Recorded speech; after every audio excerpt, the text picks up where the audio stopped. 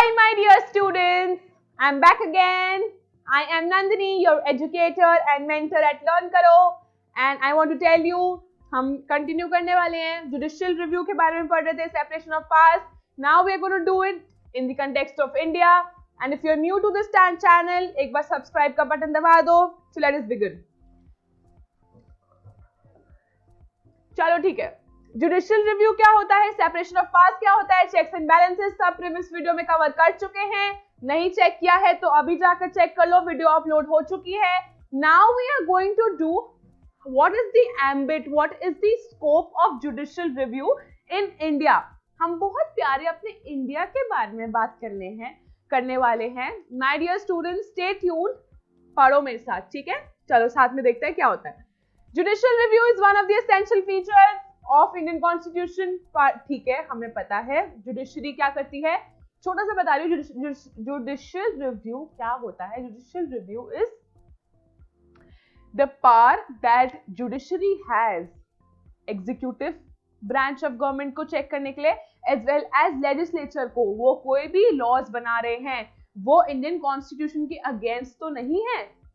This is what is called the practice of judicial review. Alright, it has helped preserve the constitution. जब देख रहे हैं कि constitution safeguard हो रहा है और कॉन्स्टिट्यूशन को प्रिजर्व किया जा रहा है, तो ऑफ कोर्स वो कॉन्स्टिट्यूशन प्रिंसिपल और वैल्यूज को भी प्रोटेक्ट करेगा. जब जुडिशियल रिव्यू किसी भी लॉ को null and invalidate, illegal, void declare कर सकता है इस बेसिस पे कि कॉन्स्टिट्यूशनैलिटी ब्रेक हो रही है, इन्फ्रिंज हो रही है, constitutional principles and values break हो रहे हैं, तो कॉन्स्टिट्यूशन सुप्रीमेसी डेफिनेटली अचीव हो रही है यहाँ पे. हाँ कि ना? ठीक है. The power of judicial review is available to the supreme court as well as the high court. अब कोई आपसे पूछे कि ये पावर कैसे सुप्रीम कोर्ट के पास है, तो आप कहोगे नहीं, ये power supreme court as well as high court दोनों के पास है. ठीक है. In different states in matters of both, चाहे लेजिस्लेटिव की बात हो या एडमिनिस्ट्रेटिव एक्शंस. एडमिनिस्ट्रेटिव एक्शंस कौन से होते हैं? Which is done by the executive, जो एग्जीक्यूट करते हैं, एनफोर्स करते हैं लॉज को.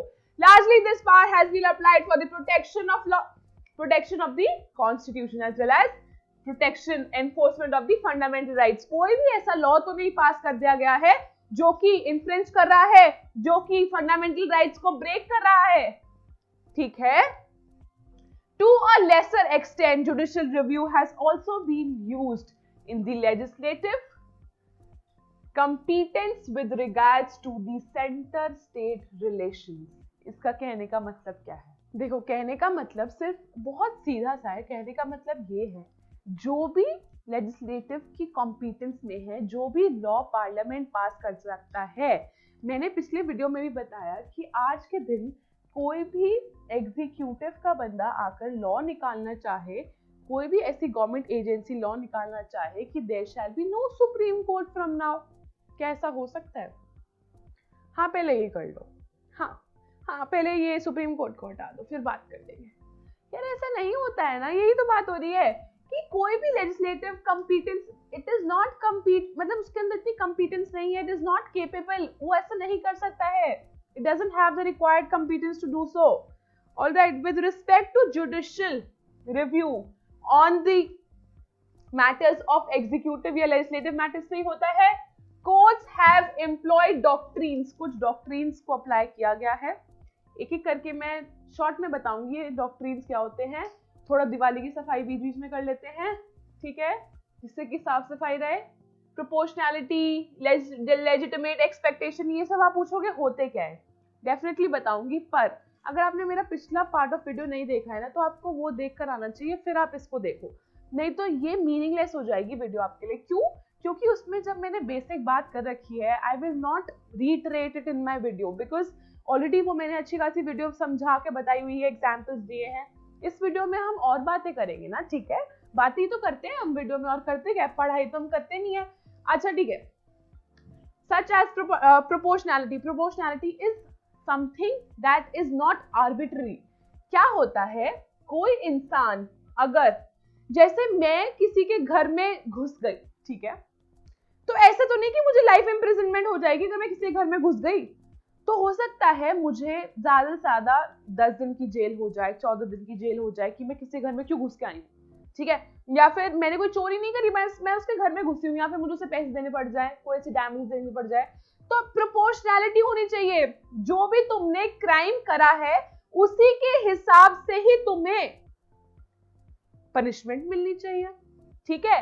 किसी इंसान ने मर्डर करा है तो ऐसे तो नहीं कि उससे चल यार 1000 रुपए दे दे, कोई बात नहीं, तूने मर्डर ही तो करा है।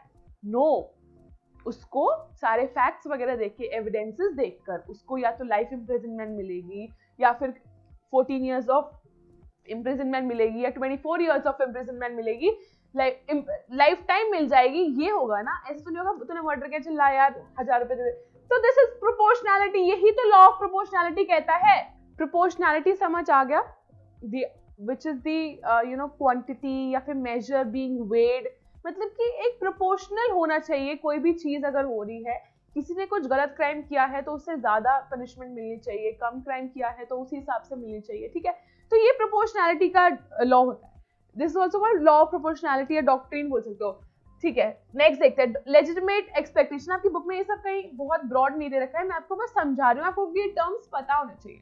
लेजिटिमेट एक्सपेक्टेशन मतलब there exists a relation between a person, an individual as well as the public authority, कि public authority जो भी काम करेगी ना, that has to be in expectation of what that individual expected। या तो वो पास्ट में ऐसा होता आ रहा है इसलिए इंडिविजुअल एक्सपेक्ट कर रहा है, या इस पर्टिकुलर पब्लिक अथॉरिटी ने बोला है कि हम ऐसा करेंगे, उसने कभी ऐसा कभी बोला था, तो उसकी एक्सपेक्टेशंस को फुलफिल करो। This is what is the doctrine of legitimate expectation. अब रीजनेबलनेस क्या होती है? Reasonable is more like facts देखना, एविडेंसेस देखना, whatever one finds to be reasonable, जो कि जस्ट है, रेशनल है, ठीक है, ये सब चीजें फेयर है, comes under the doctrine of reasonableness, ठीक है। Lastly, principle of natural justice. जो भी लॉ फॉर्म किया जा रहा है वो इन्फ्रिंज ना करे, फंडामेंटल राइट्स को ध्यान में रखे। Any law that is establish should not be arbitrary, मतलब कुछ भी लॉ फॉर्म नहीं कर सकते हो, इंडिविजुअल्स के फंडामेंटल राइट्स को ध्यान रखना ही पड़ेगा, ठीक है। Essentially, the scope of judicial review in courts have been developed with respect to 3 issues. कुछ 3 issues है, उन्हें पढ़ते हैं क्या issues है, तभी जुडिशियल रिव्यू इन इंडिया की हम पर्टिकुलरली बात करते हैं। Protection of fundamental rights, question आ सकता है कि क्या ऐसे रीजंस हैं, क्या ऐसी बातें हैं कि judicial review in India is important, क्यों लाया गया है, व्हाट आर द रीजंस। कोई ना कोई तो रीजनिंग होगी ना, कोई रीजंस तो होंगे कि जुडिशियल रिव्यू को इंपॉर्टेंस दी जाती है। If we talk about India, बता चुकी हूँ, जुडिशियल रिव्यू से फंडामेंटल राइट्स, कोई भी ऐसा लॉ ना बनाया जाए जो फंडामेंटल राइट्स को ब्रेक करे। फटाफट से देखो क्या कौन गारंटी करता है, कॉन्स्टिट्यूशन गारंटी करता है फंडामेंटल राइट्स, ये तो हमें पता है। कौन सा आर्टिकल तो कौन सा आर्टिकल है? अंडर आर्टिकल 14(2), अंडर आर्टिकल 25, नहीं अंडर आर्टिकल 35 हमारे फंडामेंटल राइट्स दिए गए हैं, ठीक है। आप जाकर चेक कर सकते हो, फ्रीडम, राइट टू फ्रीडम, और ये सब अंडर आर्टिकल 14 to 35 में ही आते हैं। एक बार फिर भी कंफर्म कर लेना। तो ये स्कोप ऑफ जुडिशियल रिव्यू यही है कि फंडामेंटल राइट्स प्रिवेंट हो। Matters concerning the legislative competence, यही मैंने कॉम्पिटेंस बताया था कि कोई भी अपनी कॉम्पिटेंसी से बाहर ना काम कर रहा हो, जो एक डीलिमिटेशन है जो सेंटर के पास है, जो स्टेट के पास है, बस वही लॉज बना रहे हो, उससे बाहर ना जाए, ठीक है। And there shall be fairness in the executive acts. Whatever the government is performing, whatever the acts are being enforced, उसमें एक fairness होनी चाहिए. It should be just and fair. ठीक है? चलो ठीक है, अब next देखते हैं. Now we talk about individual and group rights. क्या होता है ये सब ना नीचे दिखाए हुए हैं. Some salient features, मतलब कुछ unique features हैं and issues. These are all the examples how and by which ways judicial review is being practiced by the Supreme Court of India. Supreme Court कैसे practice करता है, कुछ चीजें बताई हुई है. Article 13(2) very important. मेरे से लिखवा लो, बहुत important है, आपके एग्जाम में जरूर आ गई ये बात. Article 13(2) 13 subsection 2 क्या कहता है? स्टेट शैल नॉट, पहली बात तो इंडियन कॉन्स्टिट्यूशन में कहीं वर्ड जुडिशियल रिव्यू लिखा ही नहीं हुआ है, ठीक है। अब ये मत कहना हमारे कॉन्स्टिट्यूशन में कहीं जुडिशियल रिव्यू तो नहीं लिखा है, बट इसको इनडायरेक्टली एक नहीं दो नहीं बहुत इनफाइनाइट आर्टिकल्स बाय मीन बहुत सारे आर्टिकल्स में मेंशन किया गया है। एब्सोल्यूट नंबर नहीं है इसका, बट जुडिशियल रिव्यू की बात डायरेक्टली इनडायरेक्टली बहुत जगह हो रखी है, but the term judicial review has not been used particularly, ठीक है।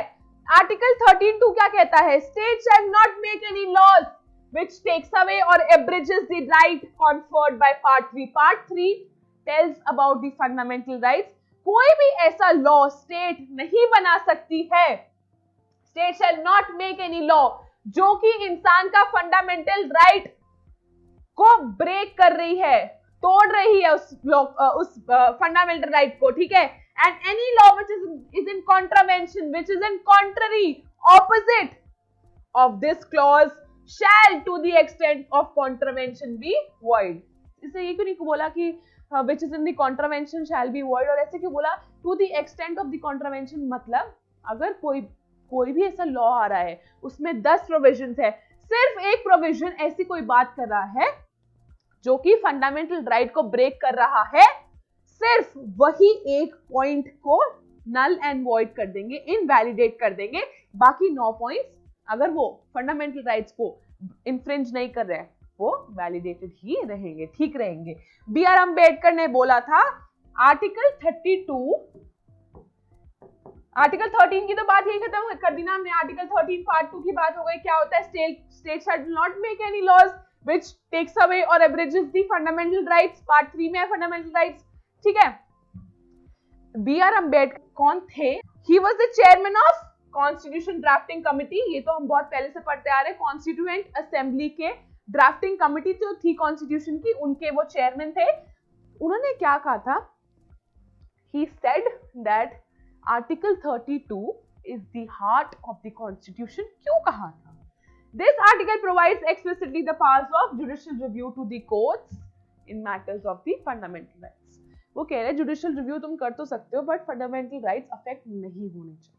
ऑलराइट, आर्टिकल 32 यही कहता है, ठीक है। आर्टिकल 32 क्या कहता है? थोड़ा सा और पढ़ते हैं। Furthermore, article 32 offers the supreme court to enforce the fundamental laws को, फंडामेंटल राइट्स को इनटू फोर्स लाने की बात करता है। कौन सा आर्टिकल? Article 32, and provides that right to supreme court. कोई भी, मैंने बताया था पिछले वीडियोस में भी बताया, तुम लोग सुप्रीम कोर्ट जा सकते हो सीधा, तुम्हारा कोई लॉ, तुम्हारा कोई फंडामेंटल राइट ब्रेक हो रहा है। मुझे आज के दिन में एडमिशन अगर नहीं मिल रहा है इस बेसिस पे कि मैं हिंदू हूँ, कि मैं मुस्लिम हूँ, कि मैं क्रिश्चियन हूँ, मेरा फंडामेंटल राइट ब्रेक हो रहा है, right to equality, that I am not being treated equal, मेरे को राइट टू इक्वालिटी ब्रेक हो रहा है, which is a fundamental right, article 14 में आता है। तो मैं सीधा सुप्रीम कोर्ट में जा सकती हूँ, as well as high court में भी जा सकती हूँ। बट एक बात है कि सुप्रीम कोर्ट वाले पूछेंगे कि तुम हाई कोर्ट में क्यों नहीं गए। बस एक छोटी सी बात है, नहीं तो मैं सुप्रीम कोर्ट में डेफिनेटली जा सकती हूँ। I have the right to go to supreme court for the enforcement of these rights. From this article the supreme court derives authority to issue directions, orders of writs in the nature of. अब ये 5 Ritz होती है। Ritz का मतलब होता है एक remedy. जो मेरा फंडामेंटल राइट इन्फ्रिंज हुआ है, तो इन रिट्स को फाइल करके I can have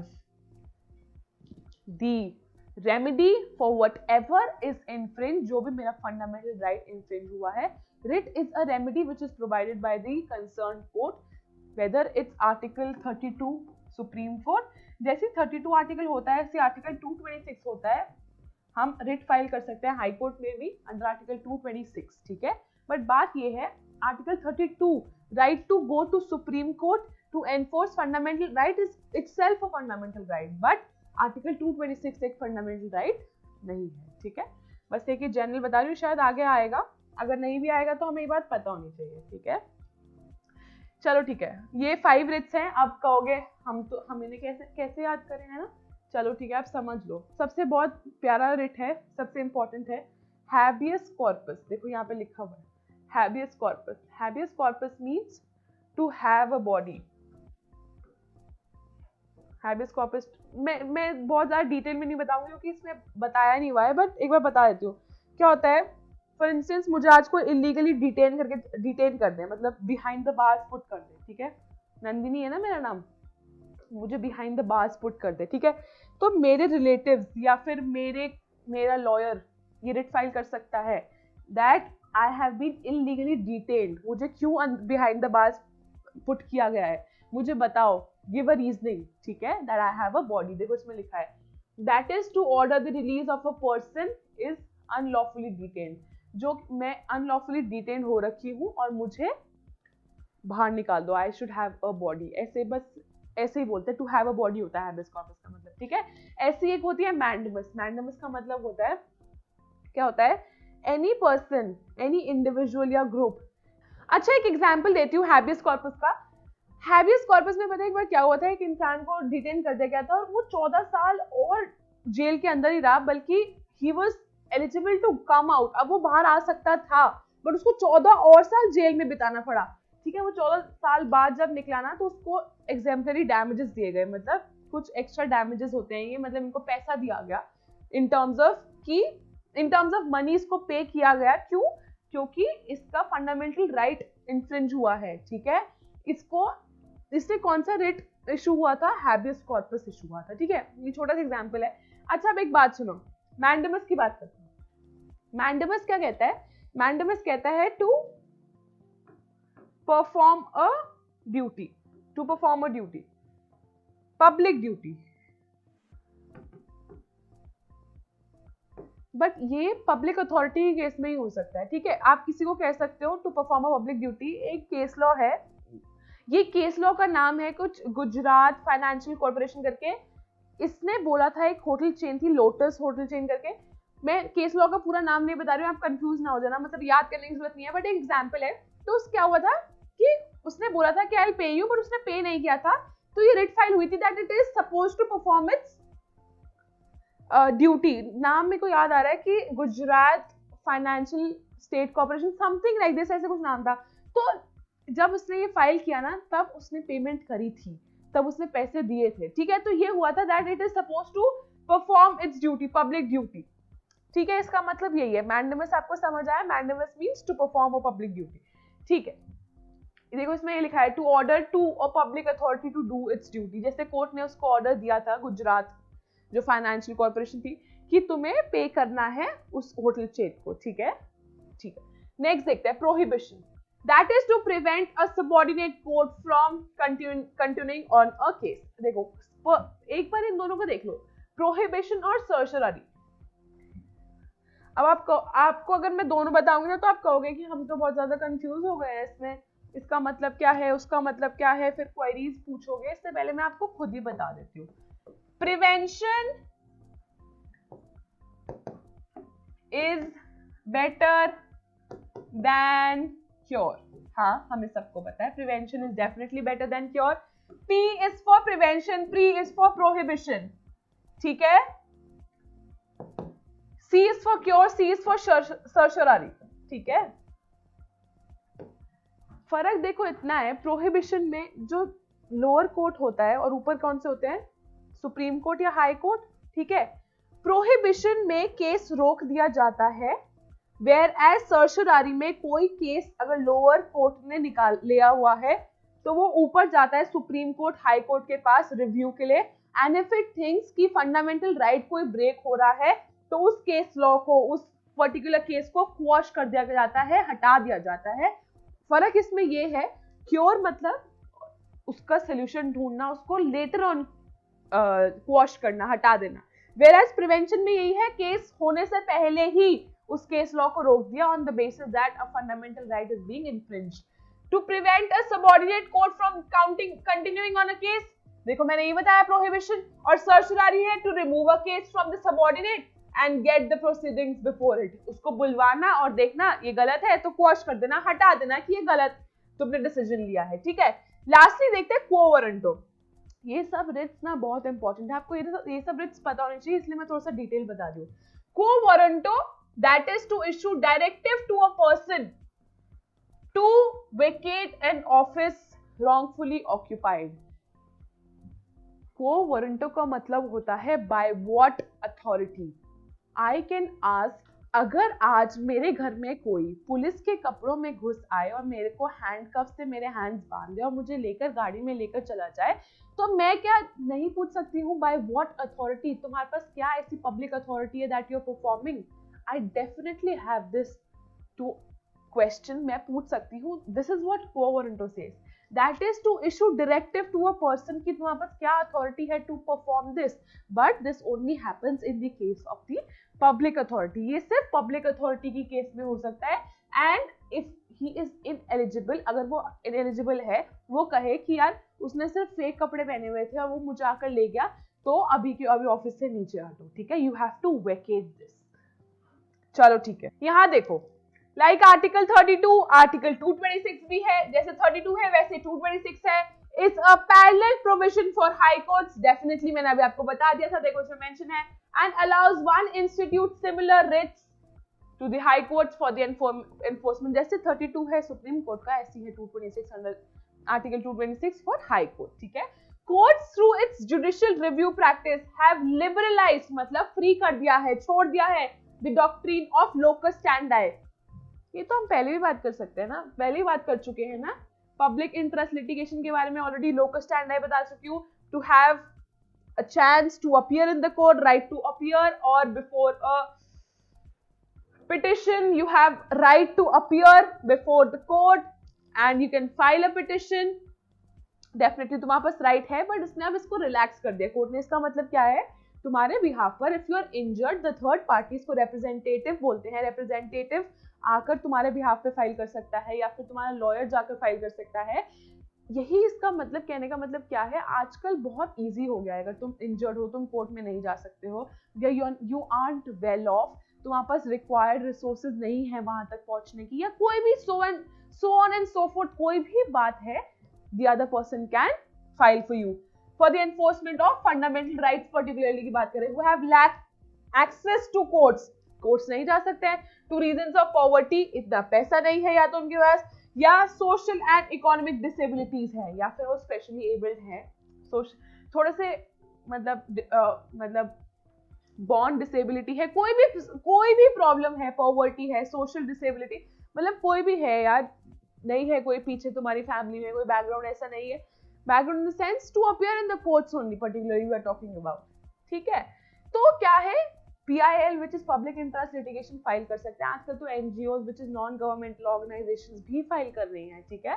मैं नास फाउंडेशन वगैरह का एग्जांपल अपनी पिछली वीडियोस में दे चुकी हूँ, उसे ध्यान से देख लेना, ठीक है, दोबारा रिपीट नहीं करूंगी।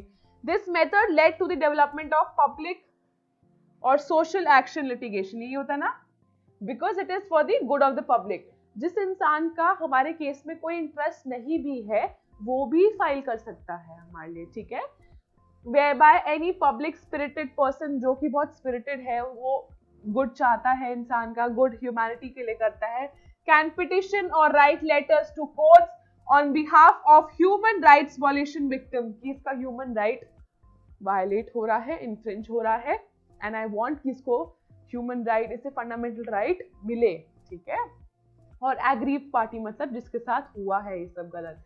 This topic has been already dealt, यही मैंने आपको बताया, elsewhere in this unit। NCERT does not know where it has been dealt, but we definitely know, हमने इसके बारे में बहुत अच्छे से बात करी है। Students may refer to that। मैंने भी यही लिख दिया है कि स्टूडेंट्स जाइए और उसको रेफर करिए।